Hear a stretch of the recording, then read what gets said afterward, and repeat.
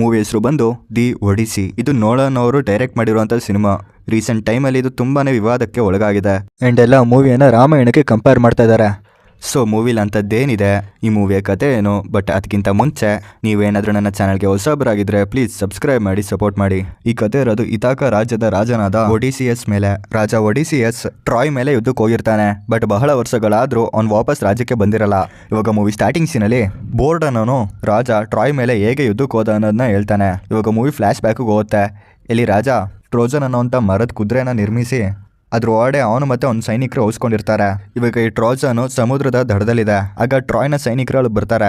ಅಲ್ಲಿ ಒಬ್ಬ ಸೈನಿಕ ಇರ್ತಾನೆ. ಯಾವಾಗ ಈ ಸೈನಿಕರೆಲ್ಲ ಅವನ ಮೇಲೆ ಅಟ್ಯಾಕ್ ಮಾಡ್ತಾರೋ ಆ ಸೈನಿಕ ಈ ಟ್ರೋಜನ್ನ ನಿಮ್ಮ ಕುಲದೇವತೆಗೆ ಗಿಫ್ಟ್ ಮಾಡಿದೀವಿ ಅಂತ ಹೇಳ್ತಾನೆ. ಸೊ ಅದಕ್ಕೆ ಅದನ್ನ ಅವರು ಗೌರವದಿಂದ ತಗೊಂಡ್ ಹೋಗ್ತಾರೆ. ಈ ಮರದ ಟ್ರೋಜನ್ ತುಂಬಾನೇ ಭಾರ ಇರುತ್ತೆ, ಬಟ್ ಅವ್ರು ಕಷ್ಟಪಟ್ಟು ಅದನ್ನ ಅರಮನೆಗೆ ತಗೊಂಡ್ ಹೋಗ್ತಾರೆ. ಇವಾಗ ಈ ಕಥೆನ ಮುಂದೆ ಕೇಳ್ಬೇಕು, ಬಟ್ ಅಷ್ಟೊಳೆ ರಾಣಿ ಪೆನಲೋಪ ಕಥೆನ ನಿಲ್ಸು, ಹೇಳ್ಬೇಡ ಅಂತ ಅವನ್ನ ತಡಿತಾಳೆ. ಬಿಕಾಸ್ ಗ್ರೀಕರ ಪ್ರಕಾರ ಈ ತರ ಕತೆ ಹೇಳೋದು ಯಾರಾದ್ರೂ ಸತ್ತೋಗಿರ್ತಾನಲ್ಲ ಅವನ ಮೇಲೆ. ಬಟ್ ಅವಳಿಗೇನೋ ನಂಬಿಕೆ ಇದೆ ತನ್ನ ಗಂಡ ಬದುಕಿದಾನೆ, ಅವ್ನ್ ಮತ್ತೆ ಈ ರಾಜ್ಯಕ್ಕೆ ವಾಪಸ್ ಬರ್ತಾನೆ ಅಂತ. ಅಂಡ್ ಅವಳ ಮಗ ರಾಜ್ಕುಮಾರ ಟೆಲಿಮಕಸ್ಗೂ ಈ ತರ ಕತೆ ಕೇಳ್ಬೇಡ, ನಿಮ್ಮಪ್ಪ ಬದುಕಿದಾನೆ ಅಂತ ಹೇಳ್ತಾಳೆ. ಬಟ್ ರಾಜ್ಕುಮಾರ್ ಇದುವರೆಗೂ ಅವ್ರ ತಂದೆ ಮುಖನೇ ನೋಡಿಲ್ಲ. ಬಿಕಾಸ್ ರಾಜ್ಕುಮಾರ ಮಗುವಾಗಿದ್ದಾಗ ರಾಜ ಯುದ್ಧಕ್ಕೆ ಹೋಗಿದ್ದು ಅಂಡ್ ಇದುವರೆಗೂ ರಾಜ ಬಂದಿಲ್ಲ. ಇದೇ ರೀಸನ್ ಇಟ್ಕೊಂಡು ಸುಮಾರು ಜನ ಯೋಧರು ರಾಣಿಗೆ ಇನ್ನೇನ್ ರಾಜ ಬರಲ್ಲ, ನಮ್ಮಲ್ಲೇ ಯಾರನ್ನಾದ್ರೂ ಮದ್ವೆ ಆಗಿ ಆಡಳಿತನ ಮುಂದುವರಿಸಬೇಕು ಅಂತ ಪ್ರೆಷರ್ ಆಗ್ತಾ ಇರ್ತಾರೆ. ಆದ್ರೆ ರಾಣಿಗೆ ಇನ್ನೂ ನಂಬಿಕೆ ಇದೆ, ರಾಜ ಬದುಕಿದಾನೆ ಅಂಡ್ ಅವ್ನು ವಾಪಸ್ ಬರ್ತಾನೆ ಅಂತ. ಅಂಡ್ ನಮ್ಗೆ ಆಂಟೋನಿಯಸ್ ನ ತೋರಿಸ್ತಾರೆ. ಇವನು ಸಹ ರಾಜ್ಯದ ದೊಡ್ಡ ಯೋಧ. ಇವಂಗುನು ರಾಣಿನ ಮದ್ವೆ ಆಗಿ ಆಡಳಿತ ಮಾಡ್ಬೇಕು ಅಂತ ಆಸೆ ಇರುತ್ತೆ. ಆಗ ಅವನು ರಾಜ್ಕುಮಾರನ ಹತ್ರ ಹೋಗಿ, ನಾನು ಅವತ್ ನಿಮ್ಮ ಅಪ್ಪನ ಜೊತೆ ಟ್ರಾಯ್ಗೆ ಯುದ್ಧಕ್ಕೆ ಹೋಗ್ಬೇಕಿತ್ತು, ಬಟ್ ನಿಮ್ಮಪ್ಪ ಇಲ್ಲೇ ಇದ್ದು ನಮ್ ಫ್ಯಾಮಿಲಿನ ನೋಡ್ಕೊಂತ ಹೇಳಿದ್ರು, ಅದಕ್ಕೆ ನಾನು ಇಲ್ಲಿದ್ದೀನಿ ಅಂತ ಹೇಳ್ತಾ ಇರ್ತಾನೆ. ನೆಕ್ಸ್ಟ್ ನಲ್ಲಿ ರಾಜ್ಕುಮಾರ ಆನಮಸ್ ಜೊತೆ ಕತ್ತಿ ವರ್ಷನ ಕಳೀತಾ ಇರ್ತಾನೆ.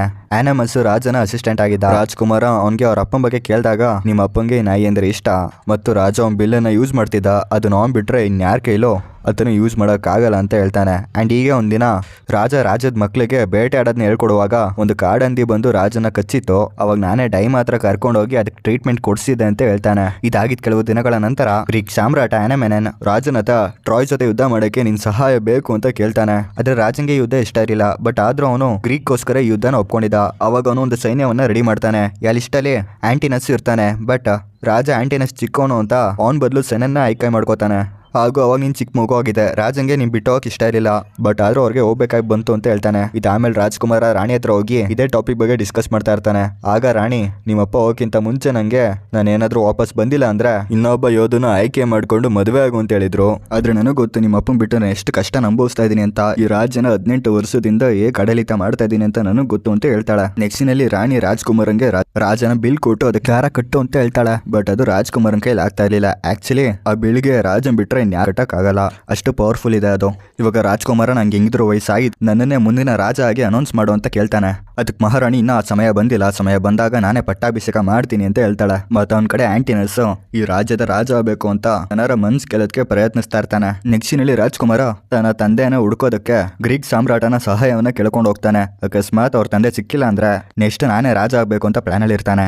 ಇದಾದ್ಮೇಲೆ ನೆಕ್ಸ್ಟಿನಲ್ಲಿ ನಮ್ಗೆ ರಾಜ ಒಡಿಸಿಯಸ್ ನ ತೋರಿಸ್ತಾರೆ. ಅವನು ಒಂದು ದ್ವೀಪದಲ್ಲಿ ಇದ್ದಾನೆ. ಅವನ್ಗೆ ದೇವತೆ ಎತೆನ ಕಾಣಿಸ್ತಾ ಇರ್ತಾಳ. ಇವಾಗ ಎತೆನ ನಿನ್ನ ಪಾಸ್ಟ್ ನ ನೆನಪಿಸ್ಕೋ, ಅವಾಗ ನಿಂಗೆ ಈ ಪ್ರಾಬ್ಲಮ್ ಸೊಲ್ಯೂಷನ್ ಸಿಗುತ್ತೆ ಅಂತ ಹೇಳ್ತಾಳೆ. ಆದ್ರೆ ಇಷ್ಟು ವರ್ಷ ಆ ದ್ವೀಪದಲ್ಲಿ ಕಲ್ದಿರೋದ್ರಿಂದ ಅವ್ನಿಗೆ ಅವ್ನ ಪಾಸ್ಟೇ ಮರ್ತೋಗಿರುತ್ತೆ. ಆಗ ಅವ್ನಿಗೆ ಆ ದ್ವೀಪದ ಅಪ್ಸರೆ ಕ್ಯಾಲಿಪ್ಸೋ ಪರಿಚಯ ಇರುತ್ತೆ. ಅವ್ನಿಗೆ ಈ ಕ್ಯಾಲಿಪ್ಸೋಗೆ ಒಡಿಸಿಯಸ್ ಅಂದ್ರೆ ಇಷ್ಟ.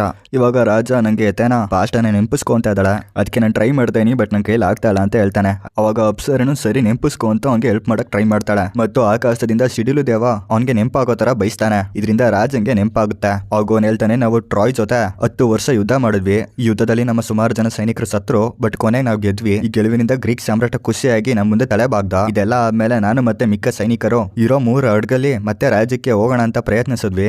ಬಟ್ ಆ ರಾತ್ರಿ ಸಮುದ್ರದಲ್ಲಿ ಬಂದಂತಹ ಬಿರುಗಾಳಿ ಚಂಡಮಾರುತದಿಂದ ನಾವು ದಾರಿ ತಪ್ಪದ್ವಿ. ನಮ್ಮ ಹತ್ರ ಇರುವಂತಹ ಆಹಾರ ಖಾಲಿ ಆಗಿತ್ತು. ಕೊನೆಗೆ ಒಂದು ದ್ವೀಪಕ್ಕೆ ಸೇರಿದ್ವಿ. ಆ ದ್ವೀಪದಲ್ಲಿರೋ ಜನರನ್ನ ಸಾಯಿಸಿ ಅವ್ರ ಆಹಾರ ಮತ್ತೆ ಧಾನ್ಯವನ್ನ ಪಡ್ಕೊಂಡ್ವಿ. ಅದಾದ್ಮೇಲೆ ಮತ್ತೆ ನಾವು ಪ್ರಯಾಣ ಮುಂದುವರ್ಸಿದ್ವಿ. ನೆಕ್ಸ್ಟ್ ನಮ್ಗೆ ಇನ್ನೊಂದು ದ್ವೀಪ ಸಿಕ್ತು.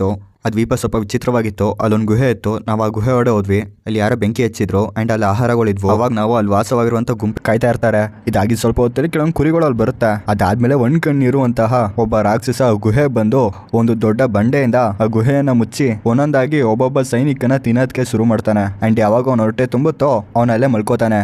ಇದರಿಂದ ಸೈನಿಕರು ಮಲಗಿರೋ ಟೈಮಲ್ಲಿ ಅವ್ನ ಕಣ್ಮೇಲೆ ಅಟ್ಯಾಕ್ ಮಾಡಿ ಅವನ ಸಾಯಿಸೋಣ ಅಂತ ಇರ್ತಾರೆ. ಆಗ ರಾಜ ಇವನ್ ಸತ್ರ ದಪ್ಪ ಬಂಡೆನ ನಾವು ಜರಗ್ಸಕ್ ಆಗಲ್ಲ, ಅದಕ್ಕೆ ಇವನ ಬಂಡೆಯನ್ನ ಜರುಗಿಸೋ ತಂಟ ನಾವು ಕಾಯೋಣ ಅಂತ ಅವ್ರು ಕಾಯ್ತಾರೆ. ಹೀಗೆ ರಾಕ್ಷಸ 2 ದಿನಕ್ಕೊಂದ್ಸರಿ ಎದ್ದೇಳುವ, ಇಬ್ರು ಸೈನಿಕರನ್ನ ತಿನ್ನುವ, ಆಮೇಲೆ ಮತ್ತೆ ಮಲ್ಕೊಳ್ಳುವ.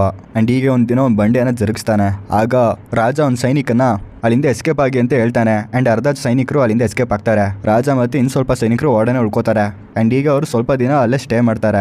ಅದಾದ್ಮೇಲೆ ಯಾವಾಗ ರಾಕ್ಷಸ ಮತ್ತೆ ಓಪನ್ ಮಾಡ್ತಾನೋ ಅವಾಗ ರಾಜ ಮತ್ತೆ ಉಳಿದ ಸೈನಿಕರು ಅಲ್ಲಿಂದ ಎಸ್ಕೇಪ್ ಆಗ್ತಾರೆ. ಬಟ್ ಅನ್ಫಾರ್ಚುನೇಟ್ಲಿ ಹೋಗಕ್ಕಿಂತ ಮುಂಚೆ ಸೈನಿಕರು ಆ ರಾಕ್ಷಸನ ಕಣ್ಗೆ ಅಟ್ಯಾಕ್ ಮಾಡಿರ್ತಾರೆ. ಇದರಿಂದ ರಾಕ್ಷಸ ಗ್ರೀಕ್ ದೇವರು ನಿಮ್ಗೆ ಆ ಗ್ರೀಕ್ ದೇವ ನಿಮ್ಮನ್ನ ನಾಶ ಮಾಡ್ಲಿ ಅಂತ ಬೇಡ್ಕೋತಾನೆ. ಅದಾದ್ಮೇಲೆ ಕೊನೆಯದಾಗಿ ಒಬ್ಬ ಸೈನಿಕನ ರಾಕ್ಷಸ ತಿನ್ಕೋತಾನೆ. ಆಗ ರಾಜಂಗೆ ಕೋಪ ಬಂದು ಅವನೊಂದು ಬಾಣವನ್ನ ರಾಕ್ಷಸನ ಕಣ್ಣು ಬಿಟ್ಟು ಅಲ್ಲಿಂದ ಎಸ್ಕೇಪ್ ಆಗ್ತಾನೆ. ಆಕ್ಚುಲಿ ರಾಕ್ಷಸನ ಹೆಸರು ಸೈಕ್ಲಾಪ್ಸ್ ಅಂತ. ಅವನು ಸಮುದ್ರ ದೇವ ಪೋಸಿಡನ್ ನ ಮಗ ಆಗಿದ್ದ. ಇವಾಗ ರಾಕ್ಷಸ ಅವ್ರನ್ನ ಚೇಸ್ ಮಾಡ್ಕೊಂಡು ಸಮುದ್ರದ ಹತ್ರ ಬರ್ತಾನೆ. ಅದ್ರ ಸೈನಿಕರೆಲ್ಲ ಅಡುಗನ್ ಹತ್ಕೊಂಡು ಅಲ್ಲಿಂದ ಎಸ್ಕೇಪ್ ಆಗ್ತಾರೆ. ಅಂಡ್ ಇವಾಗ ಇವ್ರಿಗೆಲ್ಲ ಗೊತ್ತಾಯ್ತು ಇವನು ಸಮುದ್ರ ದೇವನ್ ಮಗ ಅಂತ. ಇದರಿಂದ ಸಮುದ್ರದಲ್ಲಿ ನಮ್ಗೆ ಆ ಟೈಮಲ್ಲಿ ಏನ್ ಅಟ್ಯಾಕ್ ಬೇಕಾದ್ರೆ ಆಗ್ಬೋದು ಅಂತ ರಾಜಂಗೆ ಗೊತ್ತಾಗುತ್ತೆ. ಇವಾಗ ಮೂವಿ ಮತ್ತೆ ಪ್ರೆಸೆಂಟ್ ಬರುತ್ತೆ. ಇಲ್ಲಿ ರಾಜ್ಕುಮಾರ ಗ್ರೀಕ್ ಸಾಮ್ರಾಟ ಮೆಲಾನಸ್ ನ ಮೀಟ್ ಆಗಿರ್ತಾನೆ. ಗ್ರೀಕ್ ಸಾಮ್ರಾಟ ಮೆಲಾನಸ್ ನ ಮೀಟ್ ಮಾಡ್ತಾನೆ. ಇಲ್ಲಿ ಮೆಲಾನಸ್ ಅವನ ಕಪ್ಪು ಸುಂದರಿ ರಾಣಿಯನ್ನ ತೋರಿಸಿ ಇವಳಿಗೋಸ್ಕರ ನಾವು ಟ್ರಾಯ್ ಜೊತೆ ಯುದ್ಧ ಮಾಡಿದ್ವಿ, ಆದ್ರೆ ನಾನು ಅವ್ರ ಜೊತೆ ಗೆಲ್ಲಕ್ ಆಗ್ತಾ ಇರ್ಲಿಲ್ಲ. ಆದ್ರೆ ನಿಮ್ಮಪ್ಪ ಒಂದು ಸ್ಟ್ರಾಟಜಿಯನ್ನ ಮಾಡಿ ಮರದ ಕುದುರೆಲಿ ನಾವು ಔಸ್ಕೊಂಡಿದ್ವಿ. ಅವಾಗ ನಮ್ಗೆ ತುಂಬಾನೇ ಕಷ್ಟ ಆಗ್ತಾ ಇತ್ತು. ಹಾಗೂ ಪ್ಲಾನ್ ಪ್ರಕಾರನೇ ನಾವು ಟಾಯ್ ಸಾಮ್ರಾಜ್ಯದ ಅರಮನೆಗೆ ನುಗ್ಗಿದ್ವಿ. ಹಾಗೂ ರಾತ್ರಿ ಯಾರು ಇಲ್ದಿರೋ ಟೈಮಲ್ಲಿ ಆ ಕುದುರೆಯಿಂದ ಹೊರಡೆ ಬಂದು ಆ ಸೈನಿಕರ ಮೇಲೆ ಅಟ್ಯಾಕ್ ಮಾಡಿ ನಾವು ಗೆದ್ವಿ. ಈ ಗೆಲುವಿಗೆ ನಿಮ್ಮ ಅಪ್ಪನೇ ಕಾರಣ. ಆದ್ರೆ ಯುದ್ಧ ಆದ್ಮೇಲೆ ನಿಮ್ ತಂದೆ ಏನಾದ್ರು ಅಂತ ನಂಗೆ ಗೊತ್ತಿಲ್ಲ ಅಂತ ಹೇಳ್ತಾನೆ. ನೆಕ್ಸ್ಟ್ ನಲ್ಲಿ ರಾಜ ಅಪ್ಸರೆಗೆ ಮಿಕ್ಕ ಕಥೆಯನ್ನೇ ಹೇಳ್ತಾ ಇರ್ತಾನೆ. ಎಲ್ಲಿ ಅವರು ಸಮುದ್ರದಲ್ಲಿ ಪ್ರಯಾಣ ಮಾಡ್ತಾ ಇರುವಾಗ ಸಮುದ್ರ ದೇವ ನಮ್ಮನ್ನ ಅಟ್ಯಾಕ್ ಮಾಡ್ದ. ನಾವು ಮತ್ತೆ ದಾರಿ ತಪ್ಪದ್ವಿ. ಅದಾದ್ಮೇಲೆ ನಮ್ಗೆ ಒಂದು ದ್ವೀಪ ಸಿಕ್ತು. ಆ ದ್ವೀಪದಲ್ಲಿ ಆಹಾರ ಇದೆ ಅಂತ ನಾವು ಹುಡ್ಕೊಂಡು ಹೋದ್ವಿ. ಬಟ್ ಅಲ್ಲಿ ಸುಮಾರು ಜೈನ್ಸ್ಗಳಿದ್ವು. ಅವೆಲ್ಲ ನಮ್ಮ ಮೇಲೆ ಅಟ್ಯಾಕ್ ಮಾಡಕ್ ಶುರು ಮಾಡಿದ್ವು. ಆಗ ನಾವು ಇಲ್ಲಿಂದ ಎಸ್ಕೇಪ್ ಆದ್ವಿ. ಬಟ್ 3 ಶಿಪ್ ಅಲ್ಲಿ 2 ಶಿಪ್ ನ ಜೈನ್ಸ್ ಡಿಸ್ಟ್ರಾಯ್ ಮಾಡಿದ್ವು. ಹಾಗೂ ಸುಮಾರು ಜನ ಸೈನಿಕರು ಅಲ್ಲಿ ಸತ್ರು ಅಂತ ಹೇಳ್ತಾನೆ. ಅಂಡ್ ಅಲ್ಲಿಂದ ಅವನ್ಗೆ ದೇವಿ ಎತ್ತೇನ ಕಾಣಿಸೋದಕ್ಕೆ ಶುರು ಆದ್ಲು ಅಂತ ಹೇಳ್ತಾನೆ. ಈಗ ಅವರು ಪ್ರಯಾಣನ ಮತ್ತೆ ಮುಂದುವರಿಸ್ತಾರೆ. ಆಗ ಅವ್ರಿಗೆ ಇನ್ನೊಂದು ದ್ವೀಪ ಸಿಗುತ್ತೆ. ಅವಾಗ ಸೈನಿಕರು ರಾಜನ ಅಲ್ಲೇ ಬಿಟ್ಟು ನಾವೇ ಬೇಟೆ ಆಡ್ಕೊಂಡ್ ಬರ್ತೀವಿ ಅಂತ ಕಾಡು ಒಳಗಡೆ ನುಗ್ತಾರೆ. ಆಗ ಅವ್ರಿಗೆ ಸುಮಾರು ಹುಲಿ ಸಿಂಹ ಎಲ್ಲ ಸಿಗುತ್ತೆ. ಬಟ್ ಅವು ಶಾಂತಿಯಿಂದಾನೇ ಇರ್ತವೆ, ಇವ್ರ ಮೇಲೆ ಅಟ್ಯಾಕ್ ಮಾಡಲ್ಲ. ಈಗ ಅವ್ರಿಗೆ ಒಂದು ಮನೆ ಸಿಗುತ್ತೆ. ಆಗ ಅವರು ಆ ಮನೆ ಒಡೆ ಇರುವಂತ ಮಹಿಳೆಗೆ ನಾವು ನಿಂಗೇನು ಮಾಡಲ್ಲ, ನಮ್ಗೆ ಆಹಾರ ಬೇಕು, ಆಹಾರ ಕೊಡು ಅಂತ ಕೇಳ್ತಾರೆ. ಆಗ ಮಹಿಳೆ ಅವ್ರಿಗೆಲ್ಲರಿಗೂ ಆಹಾರ ಕೊಡ್ತಾಳೆ. ಆಗ ಅವರು ತಿನ್ಬಿಟ್ಟು ಒಬ್ಬೊಬ್ಬರೇ ಹಂದಿಯಾಗಿ ಕನ್ವರ್ಟ್ ಆಗ್ತಾ ಇರ್ತಾರೆ. ಆಕ್ಚುಲಿ ಅವಳು ಮಾಟಗಾತಿ ಸಿರ್ಸಿ ಆಗಿದ್ಲು. ಇವಾಗ ರಾಜ ಸೈನಿಕರು ಇಷ್ಟೊತ್ತಾರು ಬಂದಿಲ್ಲ ಅಂತ ಅವನೇ ಕಾಡು ಒಡೆ ನುಗ್ತಾನೆ. ಆಗ ಅವನಿಗೆ ಒಂದು ಜಿಂಕೆ ಸಿಗುತ್ತೆ. ಆ ಜಿಂಕೆ ಮೇಲೆ ಬಾಣ ಬಿಡ್ತಾನೆ. ಯಾವಾಗ ಜಿಂಕೆ ಸಾಯುತ್ತೋ ರಾಜಂಗೆ ಇದು ಮನ್ಸನ ಅಂತ ಡೌಟ್ ಬರುತ್ತೆ. ಇವಾಗ ರಾಜ ಮನೆ ಒಡೆ ನುಗ್ತಾನೆ. ಇಲ್ಲಿ ಸಿರ್ಸಿ ರಾಜಂಗೆ ನೀವು ಹಸ್ಕೊಂಡಿರ ಅಂತ ಗೊತ್ತು, ತಗೊಳ್ಳಿ ಆಹಾರನ ಅಂತ ಕೊಡ್ತಾಳೆ. ಆಗ ರಾಜಂಗೆ ಒಬ್ಬ ಸೈನಿಕನ ಉಂಗುರ ಕಾಣಿಸುತ್ತೆ. ಆಗ ರಾಜಂಗೆ ಡೌಟ್ ಬರುತ್ತೆ, ನನ್ನ ಸೈನಿಕರು ಇಲ್ಲಿ ಬಂದಿದ್ದಾರೆ, ಹಾಗೂ ಅವ್ರಿಗೇನೋ ಆಗಿದೆ ಅಂತ. ಆಗ ಅವನು ಹೊರಡೆ ಇರುವಂತ ಹಂದಿಗಳು ಕಾಗೆನ ನೋಡ್ತಾನೆ. ಆಗ ಅವ್ನಿಗೆ ಡೌಟ್ ಬರುತ್ತೆ, ಪಕ್ಕ ಇವಳೆ ಅವ್ರಿಗೇನೋ ಮಾಡಿದಾಳೆ ಅಂತ. ಆಗ ಅವನು ಕೇಳ್ತಾನೆ. ಅದಕ್ಕೆ ಅವಳು, ಹೌದು, ನಿನ್ ಸೈನಿಕರು ಆಹಾರಕ್ಕೋಸ್ಕರ ಬಡವರನ್ನೆಲ್ಲ ಸಾಯಿಸಿ ಅವ್ರ ಆಹಾರನ ಕಿತ್ಕೊಂಡು ತಿಂತಾ ಇದ್ರು, ಇಂಥವ್ರಿಗೆ ನಾ ಮಾಡಿದೆ ಕರೆಕ್ಟ್ ಅಂತ ಹೇಳ್ತಾಳೆ. ಅದಕ್ಕೆ ರಾಜ, ನನ್ನ ಸೈನಿಕರ ಹತ್ರ ಅಲ್ಲ, ನಾವು ಸಿಕ್ಕಾಕೊಂಡಿದ್ದೀವಿ, ಆಹಾರದ ಅವಶ್ಯಕತೆ ನಮ್ಗೆ ಈ ತರ ಮಾಡಿಸ್ತು, ಅವ್ರು ಯಾರು ಕೆಟ್ಟವರಲ್ಲ, ಅವ್ರನ್ನ ನಾರ್ಮಲ್ ಮಾಡು ಅಂತ ಬೇಡ್ಕೋತಾನೆ. ಅದಕ್ಕೆ ಸಿರ್ಸಿ ಒಪ್ಕೊಂಡು ಅವ್ರನ್ನ ಮತ್ತೆ ನಾರ್ಮಲ್ ಮಾಡ್ತಾಳೆ. ಇವಾಗ ರಾಜ ಸಿರ್ಸಿ ಹತ್ರ ಬಂದು, ಬಹಳ ವರ್ಷಗಳಿಂದ ನಮ್ಮ ಸಾಮ್ರಾಜ್ಯಕ್ಕೆ ಹೋಗ್ಬೇಕು ಅಂತ ಪ್ರಯತ್ನಿಸ್ತಾ ಇದೀವಿ, ನಮ್ ಕೈಲಿ ಆಗ್ತಾ ಇಲ್ಲ, ಇವಾಗ ನೀನೇ ನಂಗೆ ಸಹಾಯ ಮಾಡ್ಬೇಕು ಅಂತ ಕೇಳ್ತಾನೆ. ಅದಕ್ಕೋಳು, ಫಸ್ಟ್ ನೀನು ವೆಸ್ಟರ್ನ್ ಐಲ್ಯಾಂಡ್ಗೆ ಹೋಗಿ ಪ್ರಾಣಿಗಳ ಬಲಿ ಕೊಡು ಅಂತ ಹೇಳ್ತಾಳೆ. ಇದ್ರಂತಾನೆ ರಾಜ ಗುಹೆಯಿಂದ ತಗೊಂಬಂದಿದ್ನಲ್ಲ ಕುರಿಗಳನ್ನ ಆ ಐಲ್ಯಾಂಡ್ಗೆ ಹೋಗಿ ಬಲಿ ಕೊಡ್ತಾನೆ. ಅಂಡ್ ಬಲಿ ಕೊಟ್ಟಿದ ತಕ್ಷಣ ಟ್ರಾಯ್ ಯುದ್ಧದಲ್ಲಿ ರಾಜನ ಸೈನಿಕರು ಸತ್ತಿದ್ರಲ್ಲ, ಅವರೆಲ್ಲ ಭೂಮಿಯಿಂದ ಎದ್ದು ಬರ್ತಾರೆ. ಆಕ್ಚುಲಿ ಅದೆಲ್ಲ ಅವ್ರ ಆತ್ಮ ಆಗಿತ್ತು. ಅಂಡ್ ಅವರು ಯುದ್ಧದಲ್ಲಿ ನೀ ನಂಗೆ ಏನಾಗಕ್ ಬಿಡಲ್ಲ, ನಮ್ಮನ್ನ ಮತ್ತೆ ಮನೆಗೆ ವಾಪಸ್ ಕರ್ಕೊಂಡ್ ಬರ್ತೀನಿ ಅಂತ ಮಾತು ಕೊಟ್ಟಿದೆ. ಅದೆಲ್ಲ ಏನಾಯ್ತು, ಕೊನೆಗೆ ನಾನು ಸತ್ತರೆ ನಮ್ಮಪ್ಪನ ನೀನ್ ನೋಡ್ಕೋತೀನಿ ಅಂತ ಹೇಳಿದೆ, ಅದು ನಿನ್ ಕೈಲಿ ನೆರವೇರ್ಸಕ್ ಆಗಿಲ್ಲ, ನಮ್ಮೆಲ್ಲರ ಶಾಪ ನಿಂಗೆ ತಟ್ಟಿದೆ ಅಂತ ಹೇಳ್ತಾರೆ. ಇದರಿಂದ ರಾಜಂಗೆ ತುಂಬಾನೇ ಬೇಜಾರಾಗುತ್ತೆ. ಆಗ ಅವ್ರ ಮಧ್ಯದಲ್ಲಿ ಗ್ರೀಕ್ ಸಾಮ್ರಾಟ ಬರ್ತಾನೆ. ಇದು ನೋಡ್ದಂತ ರಾಜಂಗ್ ಸಾಕು, ನೀವೆಂಗ್ ಸತ್ರಿ ಅಂತ ಕೇಳ್ತಾನೆ. ಅದಕ್ಕೂ ಅವನು, ಟ್ರಾಯ್ ಜೊತೆ ಯುದ್ಧಕ್ಕೆ ಹೋಗಕ್ಕಿಂತ ಮುಂಚೆ ನನ್ನ ಮಗನ ನಮ್ ಬಲಿ ಕೊಟ್ಟಿದ್ದೆ, ಬಟ್ ಯುದ್ಧ ಗೆದ್ದ ಆಮೇಲೆ ರಾಣಿ ಯಾವಾಗ ಮತ್ತೆ ವಾಪಸ್ ಬಂದ್ಲೋ, ಅವಳಿಗೆ ಯಾವಾಗ ಈ ವಿಷಯ ಗೊತ್ತಾಯ್ತೋ ಆಗ ಅವಳು ಅವಳ ಬಾಯ್ ಫ್ರೆಂಡ್ ಜೊತೆ ಸೇರ್ಕೊಂಡು ನನ್ನ ಸಾಯಿಸಿದ್ಲು. ಅದಕ್ಕೆ ನೀನು ಹುಷಾರಾಗಿರು, ಬಹಳ ವರ್ಷಗಳಾದ್ಮೇಲೆ ಮತ್ತೆ ನಿನ್ ಸಾಮ್ರಾಜ್ಯಕ್ಕೆ ಹೋಗ್ತೀಯಾ, ಅಲ್ಲಿ ನಿನ್ನೋರು ಅನ್ನೋರೆಲ್ಲ ನಿನ್ ವಿರುದ್ಧ ಇರ್ಬೋದು, ನಿನ್ ಹೆಂಡತಿ ನಿನ್ ಮಗ ಏನ್ ಬೇಕಾದ್ರೂ ಮಾಡ್ಬೋದು, ಹುಷಾರಾಗಿರು ಅಂತ ಹೇಳ್ತಾನೆ. ಇದೆಲ್ಲ ಆದ್ಮೇಲೆ ಒಬ್ಬ ಸೈನಿಕ ಬಂದು ನಿನ್ ಸಾಮ್ರಾಜ್ಯಕ್ಕೆ ನೀನ್ ಒಬ್ನೇ ಹೋಗೋದು, ದಾರಿ ಮಧ್ಯದಲ್ಲಿ ಸೈರನ್ ನಿನ್ಗೆ ಅಟ್ಯಾಕ್ ಮಾಡ್ತಾನೆ, ಅದ್ರ ಜೊತೆಗೆ ಸಮುದ್ರ ದೇವ ಮತ್ತೆ ನಿಮ್ಮನ್ನ ಪರೀಕ್ಷಿಸ್ತಾನೆ. ಅದಾದ್ಮೇಲೆ ಒಂದ್ ದ್ವೀಪ ಸಿಗುತ್ತೆ, ಅಲ್ಲಿ ಪವಿತ್ರವಾಗಿರುವಂತ ಪ್ರಾಣಿಗಳಿರುತ್ತೆ. ನೀನ್ ಏನಾದ್ರೂ ನಿನ್ ಸೈನಿಕರನ್ನ ಆ ಪ್ರಾಣಿ ತಿಂದೇ ಇರೋಂಗ್ ನೋಡ್ಕೊಂಡ್ರೆ ಎಲ್ರು ಬಚಾವಾಗ್ತಾರೆ, ಇಲ್ಲ ಅಂತಂದ್ರೆ ಅವರೆಲ್ಲರೂ ಸತ್ತೋಗ್ತಾರೆ ಅಂತ ಹೇಳ್ತಾನೆ. ಇದಕ್ಕೆ ಒಡಿಸಿಸ್ ಸರಿ ಅಂತ ಒಪ್ಕೊಂಡು ಅವನು ಮತ್ತೆ ಉಳಿದಿರುವಂತ ಸೈನಿಕರು ಮತ್ತೆ ಶಿಪ್ಪನ್ನು ಹತ್ಕೊಂಡು ಪ್ರಯಾಣನ ಮುಂದುವರಿಸ್ತಾರೆ. ಇವಾಗ ಮತ್ತೆ ಮೂವಿ ಸಾಮ್ರಾಜ್ಯದ ಕಡೆ ಹೋಗುತ್ತೆ. ಇಲ್ಲಿ ಆಂಟಿನಸ್ ರಾಣಿ ಹತ್ರ ಬಂದು ರಾಜ್ಕುಮಾರ್ ಎಲ್ಲಿ ಅಂತ ಕೇಳ್ತಾನೆ. ಅದಕ್ಕವಳು ರಾಜ್ಕುಮಾರ್ ಅವ್ರ ಮಾವನ್ ಮನೆಗೆ ಹೋಗಿದ್ದಾನೆ ಅಂತ ಹೇಳ್ತಾಳೆ. ಅವಾಗ ಅವನು ರಾಜ್ಕುಮಾರ್ ಅವ್ರ ಮಾವನ್ ಸಾಮ್ರಾಜ್ಯದಲ್ಲೇ ಅವಳ ಮಗ್ಳ ಮದ್ವೆ ಆಗಿ ಅಲ್ಲೇ ಲಾಯಲ್ ಆಗಿರ್ತಾನೆ.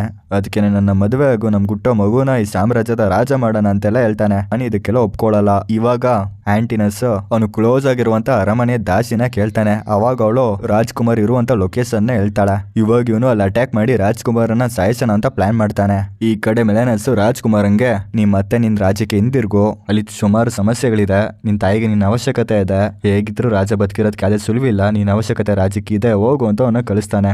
ನೆಕ್ಸ್ಟ್ ಸೀನಲ್ಲಿ ನಮಗೆ ಮತ್ತೆ ರಾಜನ ಫ್ಲಾಶ್ ಬ್ಯಾಕ್ ಅನ್ನ ತೋರಿಸ್ತಾರೆ. ಇಲ್ಲಿ ರಾಜ ಸಮುದ್ರದಲ್ಲಿ ಅವನ ಪ್ರಯಾಣವನ್ನ ಮುಂದುವರ್ಸ್ಕೊಂಡು ಹೋಗ್ತಾ ಇರ್ತಾನೆ. ಆಗ ಅವನಿಗೆ ಸಮುದ್ರದಲ್ಲಿರುವಂತ ಮತ್ಸ್ಯ ಕನ್ಯೆಗಳು ಕಾಣಿಸ್ತಾರೆ.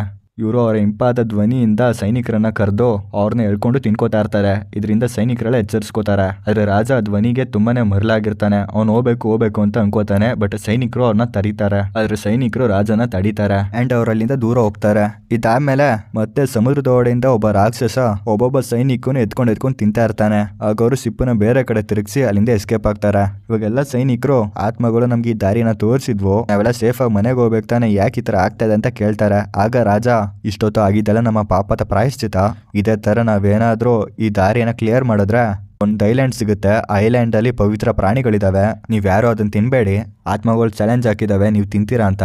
ನಾವು ತಿಂದೇ ಹೋದ್ರೆ ನಾವು ಸೇಫ್ ಆಗಿ ಮನೆಗೆ ರೀಚ್ ಆಗ್ಬೋದು ಅಂತ ಹೇಳ್ತಾನೆ. ಇದಕ್ಕೆ ಸೈನಿಕರೆಲ್ಲ ಒಪ್ಕೋತಾರೆ. ಬಟ್ ಯಾವಾಗ ಅವ್ರ ಐಲ್ಯಾಂಡ್ಗೆ ರೀಚ್ ಆಗ್ತಾರೋ ಹೊಟ್ಟೆ ಹಸುವಿನಿಂದ ಪ್ರಾಣಿಗಳನ್ನ ಬೇಯಿಸ್ಕೊಂಡ್ ತಿಂತಾ ಇರ್ತಾರೆ. ಯಾವಾಗ ರಾಜಂಗೆ ಇದು ಗೊತ್ತಾಗುತ್ತೋ ಅವನು ಮೊದ್ಲೇ ವಾರ್ ಮಾಡಿದ್ದೆ, ನಮ್ಮ ಮಾತು ಕೇಳ್ಬೇಕಲ್ವಾ ಅಂತ ಹೇಳ್ತಾನೆ. ಹಾಗೂ ನಾನು ಈ ಪ್ರಾಣಿಗಳನ್ನ ತಿನ್ನಲ್ಲ, ನಾನು ಮನೆಗೆ ಸೇಫ್ ಆಗಿ ಹೋಗ್ಬೇಕಂತ ಆಸೆ ಇದೆ, ನಾನು ತಿನ್ನಲ್ಲ ಅಂತ ಅಲ್ಲಿಂದ ಹೋಗ್ತಾನೆ. ಇದಾದ್ಮೇಲೆ ಇವರೆಲ್ಲ ಮತ್ತೆ ಪ್ರಯಾಣನ ಮುಂದುವರಿಸ್ತಾರೆ. ಆಗ ರಾತ್ರಿ ಸಮುದ್ರ ದೇವ ಜೋರಾದ ಬಿರುಗಾಳಿ ಸಿಡಿಲು ಎಲ್ಲಾದ್ರ ಜೊತೆ ಅಟ್ಯಾಕ್ ಮಾಡ್ತಾನೆ. ಇದರಿಂದ ರಾಜ ಅವ್ರ ಸೈನಿಕರನ್ನ ಸೇವ್ ಮಾಡ್ಬೇಕಂತ ಟ್ರೈ ಮಾಡ್ತಾನೆ. ಬಟ್ ಅವ್ನ ಕೈಲಿ ಆಗಲ್ಲ. ಅಂಡ್ ಇದಾದ್ಮೇಲೆ ಏನಾಯ್ತು ಅಂತ ನಂಗೆ ನೆನಪಿಲ್ಲ ಅಂತ ಹೇಳ್ತಾನೆ. ಅವಾಗ ದ್ವೀಪದ ಅಪ್ಸರೆ ಕ್ಯಾಲಿಪ್ಸೋ, ನೀನು ಐಲ್ಯಾಂಡ್ ದಡದಲ್ಲಿ ಬಿದ್ದಿದ್ದೆ, ತುಂಬಾನೇ ಗಾಯ ಆಗಿತ್ತು, ನಾನೇ ನಿಂಗೆ ಟ್ರೀಟ್ಮೆಂಟ್ ಕೊಟ್ಟೆ ಅಂಡ್ ನಿನ್ ಸಮಯ ಬಂದಂಗೆ ಎಲ್ಲ ಮರ್ತೋದೆ. ಕಳೆದ 8 ವರ್ಷದಿಂದ ಈ ದ್ವೀಪದಲ್ಲೇ ಇದೆಯಾ ನೀನು, ಆದ್ರೆ ಸ್ಟಿಲ್ ನೀ ಮಲಗಿರುವಾಗ ನೀನ್ ಹೆಂಡತಿ ಮಗನ ಹೆಸರನ್ನ ಹೇಳ್ತಾ ಇದೆ ಅಂತ ಹೇಳ್ತಾಳೆ. ಅಂಡ್ ಇದಾದ್ಮೇಲೆ ರಾಜಂಗೆ ಎಲ್ಲ ನೆನಪಾಗುತ್ತೆ. ಅವನು ಹೇಗಾದ್ರೂ ಮಾಡಿ ಮತ್ತೆ ನನ್ನ ರಾಜ್ಯಕ್ಕೆ ವಾಪಸ್ ಹೋಗ್ಬೇಕು, ಹೆಲ್ಪ್ ಮಾಡು ಅಂತ ಕೇಳ್ತಾನೆ. ಅದಕ್ಕವಳು ಮೊದಲು ನೀನು ಸಮುದ್ರ ದೇವ ಮತ್ತೆ ಆ ರಾಕ್ಷಸಂಗೆ ಕ್ಷಮೆ ಕೇಳು, ಯಾವ ಶಿಪ್ಪಲ್ಲಿ ನೀನ್ ಬಂದಲ್ಲ ಆ ಶಿಪ್ಪಲ್ಲೇ ನಿನ್ ಪ್ರಯಾಣನ ಮುಂದುವರ್ಸು, ನಿನ್ ರಾಜ್ಯಕ್ಕೆ ಹೋಗ್ತೀಯ ಅಂತ ಹೇಳ್ತಾಳೆ. ಅಂಡ್ ಇದ್ರಂತಾನೆ ಅವ್ನು ಕ್ಷಮೆ ಕೇಳಿ ಆ ಶಿಪ್ಪಲ್ಲಿ ಅವ್ನ ಪ್ರಯಾಣನ ಮುಂದುವರಿಸ್ತಾನೆ. ಅಂಡ್ ಅವ್ನ್ ಫೈನಲಿ ಅವ್ನ ರಾಜ್ಯನ ತಲುಪ್ತಾನೆ. ಆ ರಾತ್ರಿ ಆಂಟೆನೆಸ್ ರಾಜ್ಕುಮಾರನ ಸಾಯಿಸಕ್ಕೆ ಅಂತ ಕಿಲ್ಲರ್ನ ಕಳ್ಸಿರ್ತಾನೆ. ಇಲ್ಲಿ ರಾಜ್ಕುಮಾರ ಅವರ ಕುಲದೇವಿನ ಪೂಜೆ ಮಾಡಕ್ಕೆ ಅಂತ ಬಂದಿರ್ತಾನೆ. ಯಾವಾಗ ಆ ಕಿಲ್ಲರ್ಸ್ ಅವನ ಮೇಲೆ ಅಟ್ಯಾಕ್ ಮಾಡಕ್ ಶುರು ಮಾಡ್ತಾರೋ ಆಗ ರಾಜ್ಕುಮಾರನ ಸೇವ್ ಮಾಡಿ ಅಲ್ಲಿಂದ ಎಸ್ಕೇಪ್ ಆಗ್ತಾರೆ. ಈಗ ರಾಜ್ಕುಮಾರನ ಹತ್ರ ನಾನು ನಿಮ್ ತಂದೆ ಸೇನೆಯಲ್ಲಿದ್ದೆ, ಆ ಯುದ್ಧ ಆದ್ಮೇಲೆ ನಾನು ನಿಮ್ ತಂದೆ ಇಬ್ಬರೇ ಬಚಾವಾಗಿರೋದು, ನಿಮ್ ತಂದೆ ಶೀಘ್ರದಲ್ಲೇ ರಾಜ್ಯಕ್ಕೆ ಬರ್ತಾರೆ. ಆದ್ರೆ ಒಂದು ಮೆಸೇಜ್ ಇದೆ, ಅದೇನಪ್ಪ ಅಂತಂದ್ರೆ ರಾಣಿ ಹತ್ರ ಹೋಗಿ ಯಾರೆಲ್ಲ ಯೋಧಗಳು ರಾಣಿಯನ್ನ ಮದುವೆ ಆಗಬೇಕು ಅಂತ ಇದ್ದಾರೋ ಅವ್ರನ್ನೆಲ್ಲಾರನ್ನೂ ಅಸೆಂಬಲ್ ಮಾಡಿ ಫೈಟ್ ಮಾಡಿಸು, ಯಾರ ಯುದ್ಧದಲ್ಲಿ ಗೆಲ್ತಾರೋ ಅವ್ರನ್ನೇ ರಾಜನಾಗ ಅನೌನ್ಸ್ ಮಾಡಕ್ ಹೇಳು ಅಂತ ಹೇಳ್ತಾನೆ. ಯಾವಾಗ ಈ ವಿಷಯನ ರಾಜ್ಕುಮಾರ ರಾಣಿಗೆ ಹೇಳ್ತಾನೋ ಆಗ ರಾಣಿದು ಒಪ್ಕೊಳ್ಳಲ್ಲ. ಬಿಕಾಸ್ ರಾಣಿಗೆ ಇನ್ನೂ ರಾಜನ್ ಕಂಡ್ರೆ ಇಷ್ಟ.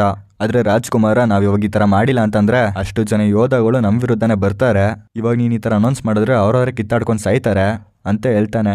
ಅಂಡ್ ರಾಜನು ಎಲ್ಲೋ ಅವನು ರಾಜ ಅಂತ ರಿವೀಲ್ ಮಾಡಿಲ್ಲ, ಅವನೊಬ್ಬ ಬಿಕಾರಿ ವೇಷದಲ್ಲೇ ಅಲ್ದಾಡ್ತಾ ಇದ್ದ. ಬಿಕಾಸ್ ಅವ್ನು ನೋಡ್ಬೇಕಿತ್ತು ರಾಜ್ಯದಲ್ಲಿ ಏನೇನ್ ಚೇಂಜಸ್ ಆಗಿದೆ ಅಂಡ್ ಯಾರು ನನ್ನ ವಿರುದ್ಧ ಇದ್ದಾರೆ ಯಾರು ನಮ್ಮ ಪರ ಇದ್ದಾರೆ ಅಂತ ಅವ್ನು ನೋಡ್ಬೇಕಿತ್ತು.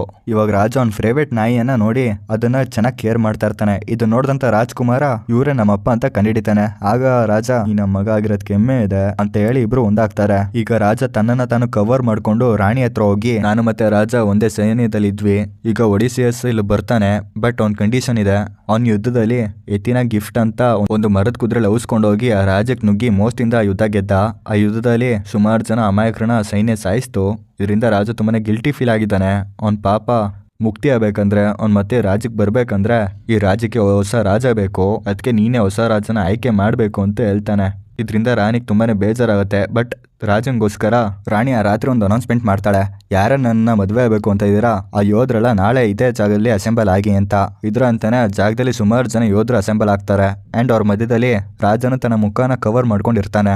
ಇವಾಗ ರಾಣಿ ರಾಜನ ಬಿಲ್ಲನ್ನ ತೋರಿಸಿ ಯಾರು ಈ ಬಿಲ್ಲಿಗೆ ದಾರ ಸಿಕ್ಸಿ ಬಾಣ ಬಿಡ್ತೀರೋ ಅವ್ರನ್ನೇ ನಾನು ಮದುವೆ ಆಗ್ತೀನಿ ಅಂತ ಹೇಳ್ತಾಳೆ. ಇದ್ರಂತೆ ಎಲ್ಲ ಯೋಧರು ಅದನ್ನ ಟ್ರೈ ಮಾಡ್ತಾರೆ. ಬಟ್ ಯಾರ ಕೈಲೋ ಅದಾಗಲ್ಲ. ಆಗ ಆಂಟಿನಸ್ ಇದು ಯಾರ ಕೈಲೋ ಆಗಲ್ಲ, ಇದು ಇಂಪಾಸಿಬಲ್, ಬೇರೆ ಯಾವ್ದಾದ್ರು ದಾರಿನ ಹುಡುಕು, ನಮ್ಮಲ್ಲಿ ಯಾರನ್ನಾರು ಮದುವೆ ಆಗು ಅಂತ ಹೇಳ್ತಾನೆ. ಆಗ ಮುಖ ಕವರ್ ಮಾಡ್ಕೊಂಡಂತ ರಾಜ ಇದನ್ನ ಮಾಡ್ತೀನಿ ಅಂತ ಮುಂದ್ ಬರ್ತಾನೆ. ಎಲ್ಲ ನೋಡ್ ನಗ್ತಾ ಇರ್ತಾರೆ. ಆದ್ರೆ ಒಡಿಸಿಯಸ್ ಆ ಬಾಣ ಅವಂದೇ ಆಗಿರುತ್ತೆ ಅಂಡ್ ಅವನ ಈಸಿಯಾಗಿ ಅದಕ್ಕೆ ದಾರ ಸಿಕ್ಸಿ ಸರಿಯಾದ ಗುರಿಲಿ ಆ ಬಾಣವನ್ನ ಬಿಡ್ತಾನೆ. ಅಂಡ್ ಆ ಸ್ಟೈಲು ಆ ಸೌಂಡು ಅವನ್ನೆಲ್ಲ ನೋಡಿ ರಾಣಿಗೆ ಇವನೇ ರಾಜ ಅಂತ ಗೊತ್ತಾಗುತ್ತೆ. ಇವಾಗ ರಾಜ ಮುಖನ ರಿವೀಲ್ ಮಾಡ್ತಾನೆ. ಎಲ್ರು ಅವನ ಮೇಲೆ ಅಟ್ಯಾಕ್ ಮಾಡಕ್ ಶುರು ಮಾಡ್ತಾರೆ. ಆಗ ರಾಜ ಒಬ್ಬೊಬ್ನೇ ಯೋಧನ್ನ ಸಾಯಿಸ್ತಾನೆ. ಅಂಡ್ ಅವನ್ಗೆ ಸಪೋರ್ಟ್ ಆಗಿ ರಾಜ್ಕುಮಾರ ಮತ್ತೆ ಹಳೆ ಸೈನಿಕರೆಲ್ಲ ನಿಂತ್ಕೋತಾರೆ. ಅಂಡ್ ರಾಜ ಕೊನೆಗೆ ಆಂಟಿನಸ್ನು ಸಾಯಿಸ್ತಾನೆ. ಇವಾಗ ಎಲ್ಲ ಸೈನಿಕರು ಎಲ್ರು ರಾಜನ ವೆಲ್ಕಮ್ ಮಾಡ್ತಾರೆ. ಆ್ಯಂಡ್ ಇದಾಗಿದೆ 8 ತಿಂಗಳಿಗೆ ರಾಜ್ಕುಮಾರ್ಗೆ ಪಟ್ಟಾಭಿಷೇಕ ಮಾಡಿ ಅವನ ರಾಜ ಅಂತ ಅನೌನ್ಸ್ ಮಾಡ್ತಾನೆ. ಹಾಗೂ ಒಡಿಸಿಯಸ್ ಅವನ ಪತ್ನಿಯನ್ನ ಕರ್ಕೊಂಡು ಮತ್ತೆ ಅದೇ ವೆಸ್ಟರ್ನ್ ಐಲ್ಯಾಂಡ್ಗೆ ಹೋಗ್ತಾನೆ ಅವನ ಸೈನಿಕರಿಗೆ ಮುಕ್ತಿ ಕೊಡ್ಸೋದಕ್ಕೆ, ಅಂತ್ಯ ಸಂಸ್ಕಾರ ಮಾಡೋಕ್ಕೆ. ಅಲ್ಲಿಗೆ ಮೂವಿ ಎಂಡ್ ಆಗುತ್ತೆ. ಸೊ ಇದಾಗಿತ್ತು ಈ ಮೂವಿಯ ಕತೆ. ಇದೇ ಥರ ಹೊಸ ಮೂವಿ ಎಕ್ಸ್ಪ್ಲನೇಷನ್ಗಾಗಿ ನನ್ನ ಚಾನಲ್ನ ಸಬ್ಸ್ಕ್ರೈಬ್ ಮಾಡ್ಕೊಳ್ಳಿ. ಸೊ ಸಿಗುವ ನೆಕ್ಸ್ಟ್ ವಿಡಿಯೋದಲ್ಲಿ. ಬಾಯ್.